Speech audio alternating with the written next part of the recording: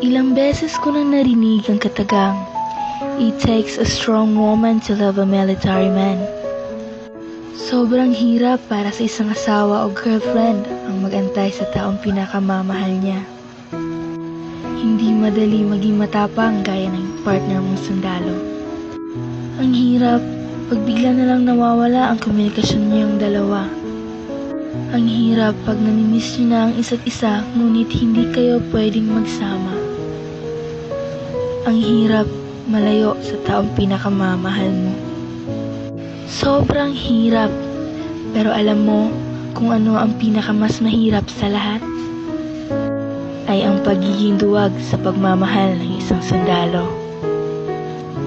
Okay lang na nahihirapan ka. Okay lang na napapagod ka na. Okay lang din kung nalulungkot ka. Lagi mo lang tatandaan, kinaya niya nga, ikaw pa kaya. Lakasan mo lang ang loob mo at maging matatag ka. Tiwala at buong pusong tanggapin kung ano at sino ang minamahal mo. Alam kong lilipas din lahat ng pangamba at lungkot mo.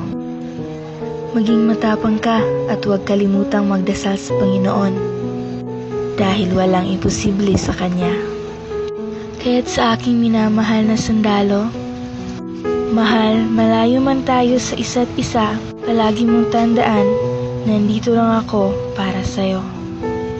Maghihintay ako sa iyong pagbabalik, aking mahal. Miss na kita at mahal na mahal kita.